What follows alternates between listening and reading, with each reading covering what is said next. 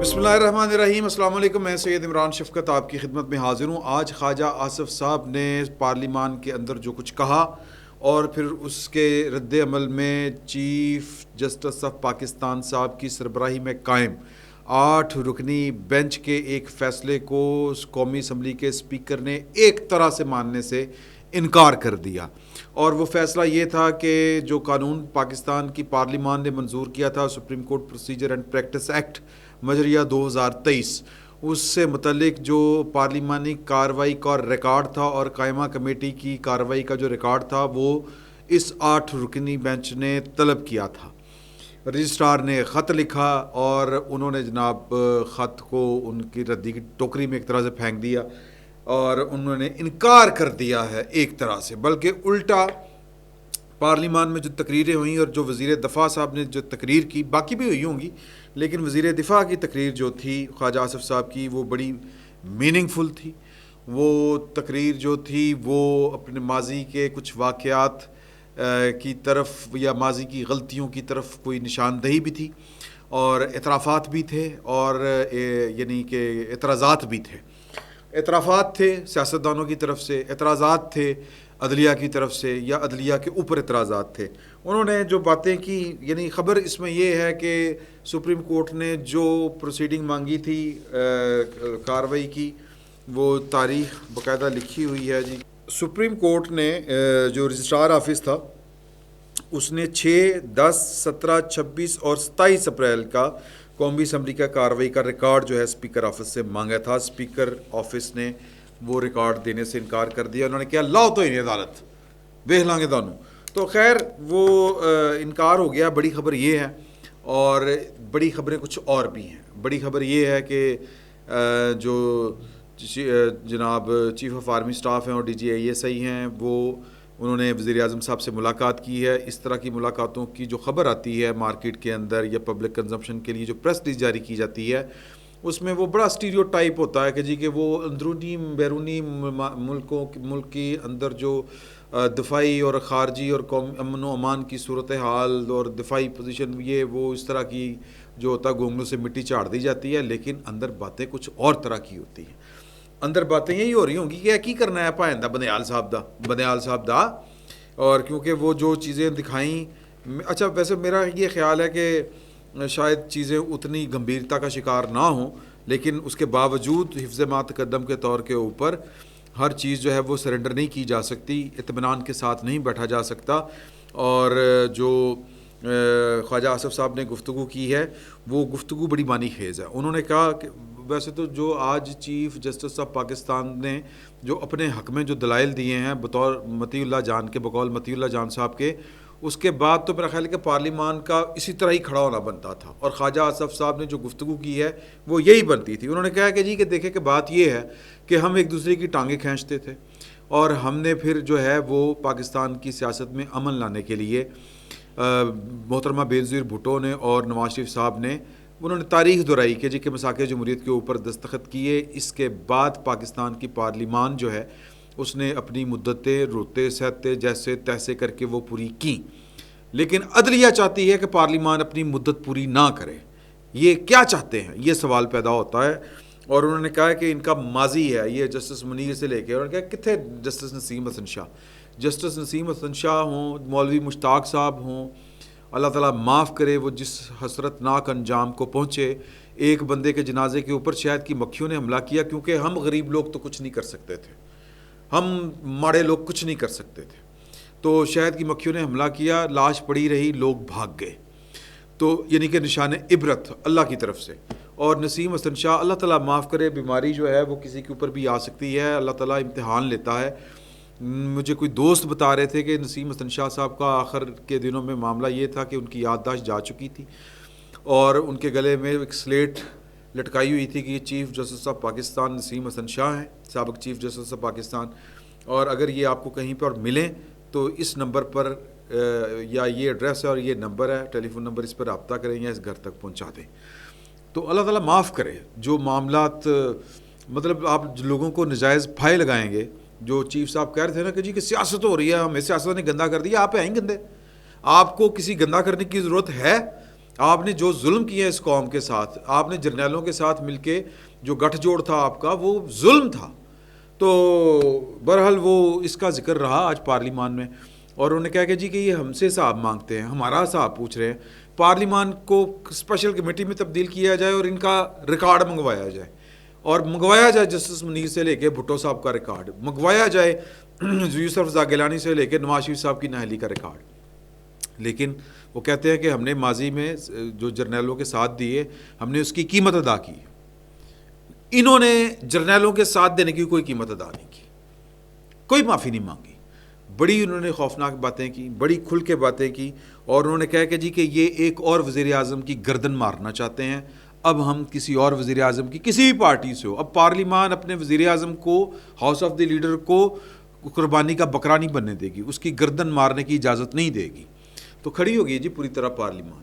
لیکن میں آپ کو کوئی قصہ اور سنانا چاہتا ہوں، میں بات آپ کو کوئی اور کرنا چاہتا ہوں کہ اگر اچھے دنوں میں نواز شریف صاحب کی بات ان کے ساتھی مان جاتے تو شاید یہ آج جو جن حالات سے پاکستان اور پاکستان کی جمہوریت گزر رہی ہے، شاید وہ حالات نہ آتے.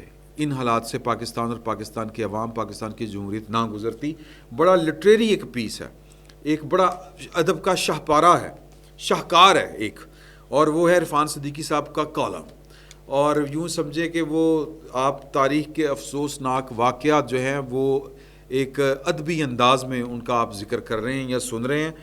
وہ کہتے ہیں کہ 4 مئی 2017 کو آرمی چیف اور وزیر اعظم کی ملاقات میں طے پانے والا فارمولہ تاخیر کا شکار ہو گیا.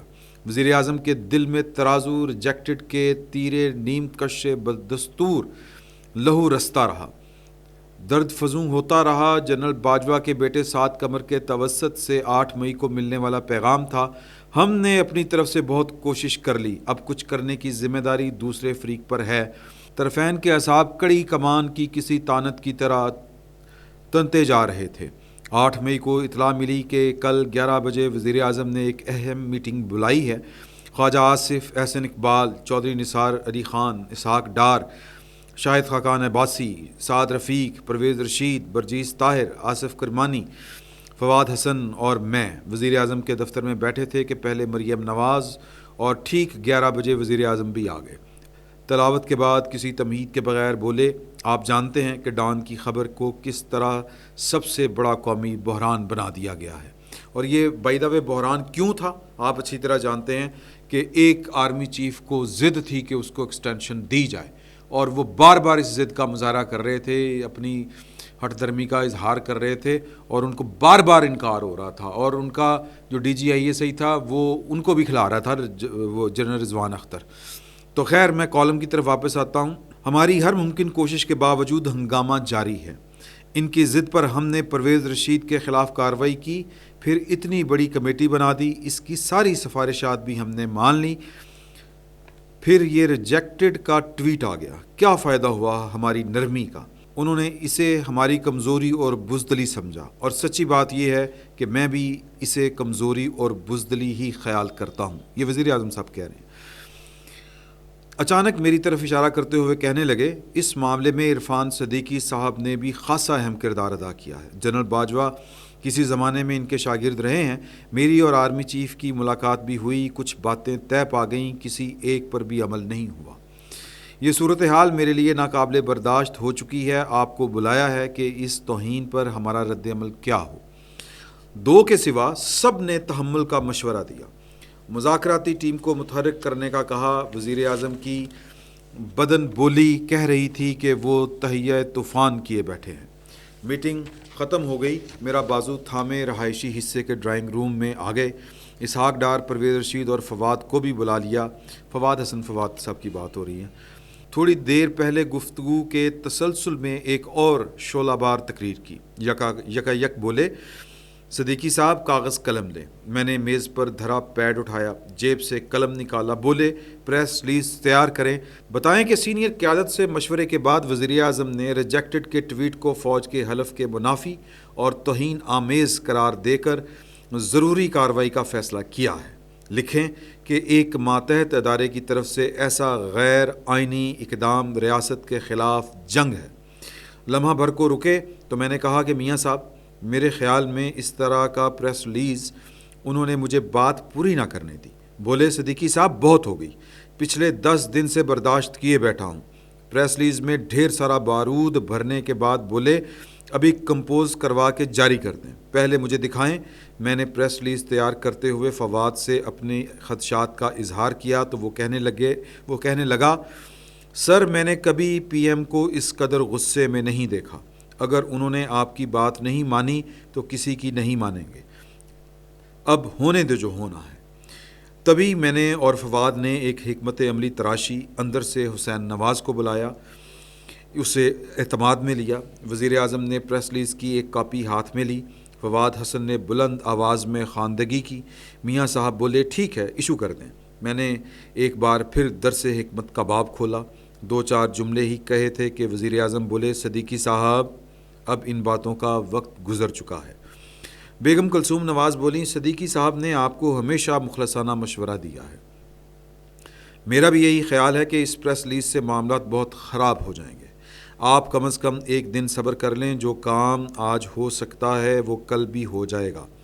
نواز شریف اٹھ کھڑے ہوئے، خود کلامی کے انداز میں بولتے ہوئے اندر کو چل دیے، جو مرضی کریں آپ لوگ، پتہ نہیں کب تک یہ تماشا لگا رہے گا، کب تک ہم یہ ذلتیں برداشت کرتے رہیں گے۔ فواد کے کمرے میں آ کر پریس ریلیز کی ساری کاپیاں کاغذ کرش کرنے والی مشین میں ڈالیں، جس کی گر مجھے مترنم موسیقی جیسی لگی۔ گھر آتے ہوئے میں نے سعد کو ٹیکسٹ کیا، بابا کو بتا دو صورتحال اب میری دسترس سے نکل چکی ہے۔ اگلے دن 10 مئی کو جنرل باجوہ وزیر اعظم سے ملے، اسی دن نیا حکومتی اعلامیہ جاری ہو گیا۔ اس میں عسکری تالیف قلب کے لیے پرویز رشید کی معزولی کا دلکشا جملہ بھی شامل کر لیا گیا۔ سر شام جنرل آصف غفور نے پریس کانفرنس میں ریجیکٹڈ کا ٹویٹ واپس لے لیا۔ بظاہر تصادم ٹل گیا، لیکن نواز شریف سے نجات اور عمران خان کی تخت نشینی کو الہامی صداقت سمجھنے والی متروکہ املاک اور عشق میں لت پت ادارہ جاتی کرداروں نے ولولہ تازہ کے ساتھ انگڑائی لی۔ ریجیکٹڈ ٹویٹ کی واپسی پلٹن میدان میں جگجیت سنگھ اروڑہ کے سامنے ہتھیار ڈالنے سے بھی بڑی ذلت، بڑا سانحہ قرار دے دی گئی۔ ثاقب نثار باجوہ صاحب کے صرف 1 ماہ بعد چیف جسٹس بن چکے تھے۔ بندوق اور ہتھوڑے کا عقد سہولت متحرک ہوا۔ جولائی 2017 میں نواز شریف کو گھر بھیج دیا گیا۔ 2018 کے انتخابات سے پی ٹی آئی کی فتح کشید کی گئی۔ عمران خان کی بارات بینڈ باجے کے ساتھ وزیر اعظم ہاؤس لائی گئی، جہاں وزارت عظمیٰ کی عروسۂ خوش جمال حیا باختہ دوشیزہ کی طرح گھونگھٹ سے منہ نکالے کھل کھلا کر ہنس رہی تھی۔ ایک پیج ہی نہیں، ایک ایک سطر اور ایک ایک لفظ من تو شدم تو من شدی، یہ اگر میری فارسی ٹھیک ہے تو من تو شدم تو من شدی کی تصویر بن گئے، یہاں تک کہ سراب نما خواب ٹوٹ گیا۔ پاناما اور ڈان لیکس جیسے فتنہ تراشوں نے پاکستان کے عالمی مرتبہ و مقام میں کتنے مور پنکھ ٹانکے، عوام کے زخموں کی کتنی مرہم کاری کی، معیشت کے عارض و گیسو کس قدر سنوارے، فوج کی عزت و آبرو میں کتنا اضافہ کیا، خود اپنے نام و ناموس کو کون سے 4 چاند لگائے، اور آخری ضربے کاری لگانے والے ثاقب نثار اور قمر باجوہ کو یہ کشور کشائی کس بھاؤ پڑ رہی ہے۔ عبرت سرائے دہر کی اس داستاں کے لیے کالم نہیں کتاب چاہیے۔ سر جی، یہ کالم اگرچہ ایک فن پارہ ہے، شاہکار ہے ادب کا، تاریخ کی تلخ حقیقتوں کو جس خوبصورت پیرائے میں عرفان صدیقی صاحب کے قلم نے پرویا ہے، یہ عرفان صدیقی صاحب کا ہی اعجاز ہے۔ اور لیکن عرفان صدیقی صاحب نے اگر اس وقت وزیر اعظم صاحب کو مشورہ نہ دیا ہوتا حکمت سے کام لینے کا، تو شاید آج پاکستان کے حالات کچھ مختلف ہوتے۔ ایک جرنیل کو اگر لٹکایا گیا ہوتا، حاضر سروس جرنیل کو، وہ زیادہ سے زیادہ کیا ہوتا، وہ وزیر اعظم کو لٹکا دیتے، تو وزیر اعظم تو لٹک ہی گیا تھا بعد میں، انہوں نے وزیر اعظم کو لٹکا دیا۔ مجھے وہ جو مصطفیٰ چودھری برادران ہیں نا جی، وہ انہوں نے اپنا فورمین شو والے جو ہمارے دوست ہیں، انہوں نے جب کیانی صاحب کو ایکسٹینشن دی گئی تھی تو انہوں نے ایک وہ ممکری والا جو شو کیا، اس میں انہوں نے خالد بٹ صاحب نے جو قبول صاحب ہوتے تھے وہ وزیر اعظم کی ممکری کیا کرتے تھے یوسف رضا گیلانی صاحب کی, ان سے انٹرویو کرتے سوال پوچھا کہ جی کہ یہ کیا رات کو آپ نے جو ہے وہ تقریر کر دی, تو انہوں نے کہا کہ وہ بات یہ ہے کہ تقریر کی ہی ایک بات تھی کہ ایک ہی تقریر کرنی تھی, میں نہ کرتا تو وہ کر دیتے, تو لہٰذا میں نے سوچا کہ میں ہی تقریر کر دوں. تو بات تو اتنی تھی کہ لٹکنا ہی تھا کسی نے.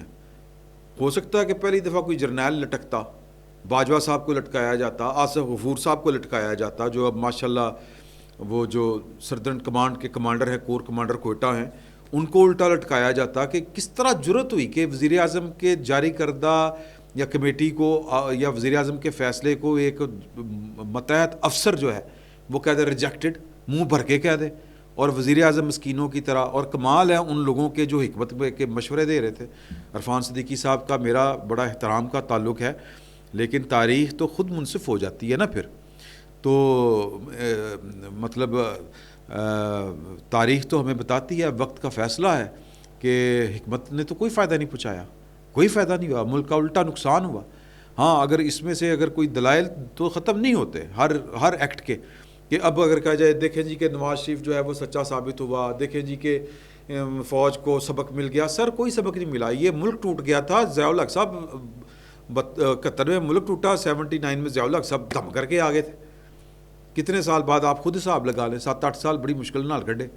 کوئی نہیں سیکھتا یہاں پہ, اور ابھی بھی جو سیکھا گیا ہے پتہ نہیں کب تک سیکھے رہنا ہے, پتہ نہیں کب تک چلنا ہے. سر جزا اور سزا کا نظام جہاں پر نہیں ہوتا وہاں پر اسی طرح کے تجربے چل رہے ہوتے ہیں. یہ تجربہ ہے جو جنرل باجوہ صاحب نے کیا. جنرل باجوہ صاحب کو الٹا لٹکایا ہوتا, ان کے اوپر آرٹیکل 6 لگایا ہوتا, یا جو بھی قانون بنتا تھا ان کو سیک کیا ہوتا, آصف غفور صاحب کو سیک کیا ہوتا, فوج سے ٹھٹا کرایا ہوتا, تو سر مطلب کوئی ہو سکتا ہے کہ پاکستان کا نقشہ اور ہوتا. زیادہ سے زیادہ کیا ہوتا, پرویز مشرف صاحب کی تاریخ دہرائی جاتی. اب کیا ہوا ہے, اب کیا ہوا ہے. اب تو جو واقفہ نے حال ہیں ذرا ان سے پوچھیں کہ باجوہ صاحب کون سی دھمکی تھی جو انہوں نے نہیں دی. باجوہ صاحب کو چھوڑیں, نیچے فیض اینڈ کمپنی کیا کر رہی تھی, اظہر اینڈ کمپنی کیا کر رہی تھی, کیا دھمکیاں دے رہے تھے کہ اگر عاصم منیر کو لگایا تو بغاوت ہو جائے گی, میوٹنی ہو جائے گی, فوج مارشلہ لگا دیں گے, ایک ایک کا گلا کاٹ دیں گے, الٹا لٹکا دیں گے, یہ مارشلہ جو لگے گا آپ بھول جائیں گے. نواز شریف نے اسی دلیری کا مظاہرہ کیا, لیکن فرق یہ تھا کہ نواز شریف کو اب شاید اس طرح مشورہ دینے والے تھے, لیکن نواز شریف نے سنی نہیں. کسی اور نے کچھ سیکھا ہو نہ سیکھا ہو, نواز شریف صاحب نے سیکھ لیا. انہوں نے کہا یار جو کرنا ہے کر لو, لا لو. نواز شریف صاحب باہر تھے, کوئی گل نہیں, باقی تھے اتھی سن. تو لہٰذا وہ فیصلہ دلیری کے ساتھ قانون کے اوپر اور آئین کے اوپر عمل کرنے کا تھا. جو آئین کو قانون کو کا مذاق اڑاتے ہیں وہ بندیال صاحب ہوں, بندیال صاحب کے 7-8 جج ہوں, ان کے حواری جج ہوں, یا پھر کوئی جرنیل ہو. کب تک سسک کے رہے گی پاکستان کی قوم سر, کب تک سسکتی رہے گی یہ دستور کی اور سول سپریمیسی کی جو ہے وہ بالادستی, سول بالادستی. اگر اس ملک کو چلانا ہے تو پھر پارلیمان کو اسی طرح ہی تقویت دینی پڑے گی جس طرح آج پارلیمان میں آپ ڈٹ کے کھڑے ہیں. تو بسم اللہ کریں, بسم اللہ کریں, باجوہ صاحب کو ذرا بلا لیں. یہ فیض امید صاحب بڑا تعاون شامن کر رہے ہیں, کوئی گل نہیں, بلا لیں. اور یہ جو جج جو ہیں وہ تماشے کر رہے ہیں, بلا لیں. اور کچھ نہیں تو کر دیں وہ جو بھی قانون لگانا ہے, جو بھی کمیٹی چلانی ہے, پارلیمان کے اندر کیس چلانا ہے, یہ ورنہ یہ تماشے بند نہیں ہونے. جگر دکھانا پڑے گا, حوصلہ دکھانا پڑے گا, جس طرح عاصم منیر کو چیف آف آرمی سٹاف لگانے کے لیے ذرا آپ نے حوصلہ دکھایا تھا, اب بھی حوصلہ دکھائیں. اللہ خیر کرے گا. فی الوقت اتنے, بہت بہت شکریہ.